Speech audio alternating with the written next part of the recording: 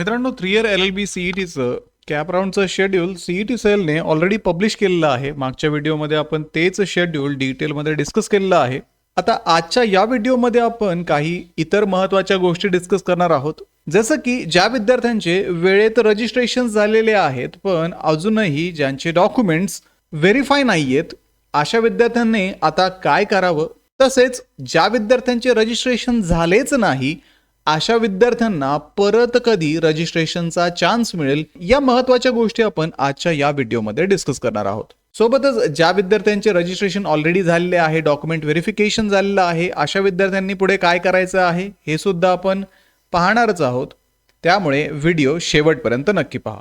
तर लॉ सीईटीच्या विद्यार्थ्यांसाठी असणारी ऍडमिशन काउन्सिलिंग ग्लोबल ऑनलाईन मध्ये सुरू आहे. तर या काउन्सिलिंग मध्ये तुम्हाला 1-on-1 काउन्सिलर ऍक्सेस दिला जातो. तुम्हाला मिळालेले मार्क्स आणि तुम्हाला कुठल्या कॉलेजला ऍडमिशन घ्यायचं आहे याविषयी डिस्कशन केलं जातं. तसंच विद्यार्थी मित्रांनो, मागच्या वर्षीचा जो कट ऑफ होता, मागच्या वर्षीचे जे ऍडमिशन होते त्यानुसार कुठल्या कॉलेजला तुमचा नंबर लागू शकतो याविषयी डिसिजन देणं असेल किंवा तुमचं डॉक्युमेंट व्हेरिफिकेशन असेल, तर अगदी कॅप राऊंडच्या नोटिफिकेशन पासून तर तुमच्या कॉलेजच्या ऍडमिशन पर्यंत या सर्व स्टेपमध्ये ग्लोबल ऑनलाईनचे ऍडमिशन काउन्सिलर्स तुम्हाला मदत करणार आहेत. त्यामुळे लवकरात लवकर दिलेल्या नंबर्सवरती कॉन्टॅक्ट करा आणि ही काउन्सिलिंग जॉईन करून महाराष्ट्रातल्या टॉपच्या कॉलेजेसमध्ये ऍडमिशन घेण्याची तयारी सुरू करा. आता मित्रांनो, इथे ऍडमिशन शेड्यूलमध्ये आपल्याला माहिती आहे 13 तारखेला आपले रजिस्ट्रेशन क्लोज झालेले आहेत. नवीन रजिस्ट्रेशन सीईटी सेल घेत नाहीये.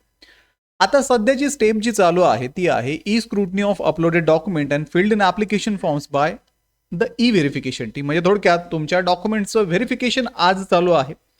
आज 16 तारीख आहे आणि सीईटी सेलचा स्क्रुटनीचा सुद्धा आजचा शेवटचा दिवस आहे. म्हणजे आज डॉक्युमेंट्स व्हेरीफाय होण्याचा शेवटचा दिवस आहे.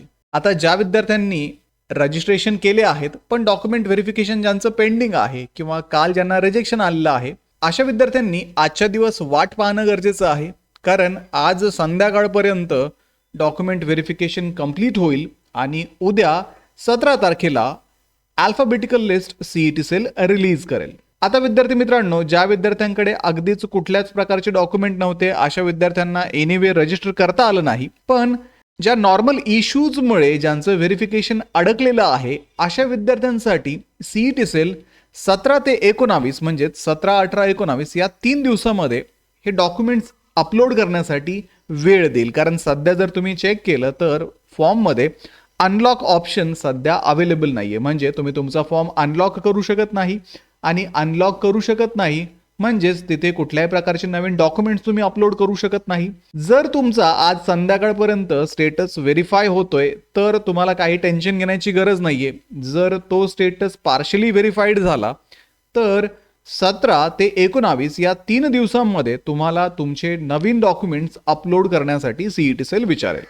ठीक आहे. आता ज्या विद्यार्थ्यांच्या EWSच्या रिसिप्ट रिजेक्ट झालेल्या आहेत अशा विद्यार्थ्यांकडे EWS सर्टिफिकेट जर आले असतील तर 17 ते 19 दरम्यान नवीन EWS सर्टिफिकेट तुम्ही अपलोड करू शकता आणि तुमचं डॉक्युमेंट व्हेरिफिकेशन हे कंप्लीट करून घेऊ शकता. त्यामुळे लक्षात घ्या, जशी अल्फाबेटिकल मेरिट लिस्ट तुमची रिलीज होईल तसं तुम्हाला तुमचे डॉक्युमेंट्स हे प्रायोरिटीने अपलोड करून घ्यायचे आहे. कारण 3 दिवसांचाच फक्त वेळ तुम्हाला या डॉक्युमेंट व्हेरिफिकेशनमध्ये दिलेला आहे तुमच्या फॉर्ममध्ये एडिट्स करण्यासाठी.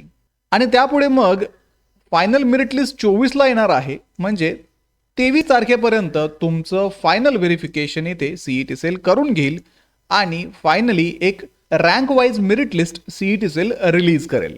आता ही गोष्ट होती अशा विद्यार्थ्यांसाठी ज्यांचं रजिस्ट्रेशन झालेलं आहे पण डॉक्युमेंट व्हेरिफिकेशन पेंडिंग आहे. आता तिसरा असा ग्रुप म्हणजे ज्या विद्यार्थ्यांचं रजिस्ट्रेशनच झालेलं नाहीये. एक तर त्यांच्याकडे फायनल इयरचा रिझल्ट आला नव्हता म्हणून त्यांचे रजिस्ट्रेशन झाले नाही.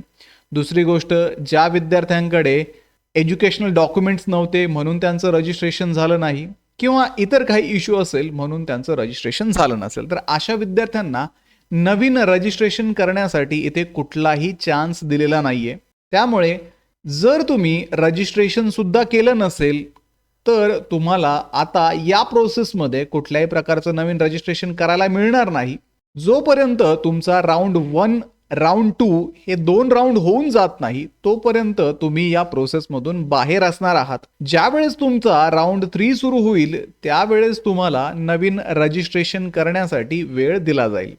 आता कॅप राऊंड 1 जो आहे तो आपण शेड्यूलनुसार पाहतोय की 24 तारखेपर्यंत तुमची मेरिट लिस्ट येईल. त्यानंतर तुम्हाला ऑप्शन फॉर्म फिलअप करण्यासाठी सांगितलं जाईल आणि पुढे ॲडमिशन होतील. तर हे राऊंड 1 साठी होईल.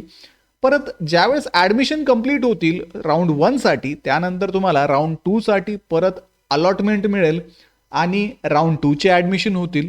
आणि या 2 राऊंड नंतर तुम्हाला तिसऱ्या राऊंडसाठी रजिस्ट्रेशन करण्याचा चान्स मिळेल. तर टेंटेटिव्हली आपण 15 ऑगस्टच्या आसपास कन्सिडर करूयात. जर तुमचा रिझल्ट 15 ऑगस्टच्या आसपास येत असेल, 15 ते 20 ऑगस्टमध्ये जरी येत असेल, तरीही तुम्ही कॅप राऊंड 3 साठी रजिस्टर करू शकता. ठीक आहे. त्यामुळे अगदीच ज्यांचं रजिस्ट्रेशन झालेलं नाहीये त्यांनी आता टेन्शन घेऊ नका. डायरेक्टली कॅप राऊंड 3 साठी तुम्ही रेडी राहा. आणि ज्यांचं ऑलरेडी रजिस्ट्रेशन व्हेरिफिकेशन पण झालंय त्यांनी अल्फाबेटिकल मेरिट लिस्ट चेक करा. ज्यांचं व्हेरिफिकेशन पेंडिंग आहे त्यांनी 17 ते 19 मध्ये व्हेरिफिकेशन कंप्लीट करून घ्या. तुमचे जे डॉक्युमेंट्स स्क्रुटनीमध्ये रिजेक्ट झालेले आहेत ते व्यवस्थित अपलोड करून घ्या आणि तुमचं रजिस्ट्रेशन कंप्लीट करून फायनल मेरिट लिस्टसाठी रेडी राहा. ठीक आहे. तर अशा पद्धतीने एकंदर ही प्रोसेस सगळी कॅरी आउट केली जाणार आहे. त्यामुळे सीईटी सेलच्या वेबसाईटकडे लक्ष ठेवा. वेळोवेळी सीईटी सेल तुम्हाला मेसेज पण करते आहे, तसेच त्यांच्या वेबसाईटवरती अपडेट्स पण टाकते आहे. सोबतच आपण सुद्धा व्हिडिओच्या माध्यमातून ही सर्व प्रोसेस फॉलो करत आहोत. आणि या सगळ्या गोष्टीमध्ये तुम्हाला गाईड करण्यासाठी ग्लोबल ऑनलाईनची ॲडमिशन काउन्सिलिंग सुद्धा सुरू आहे.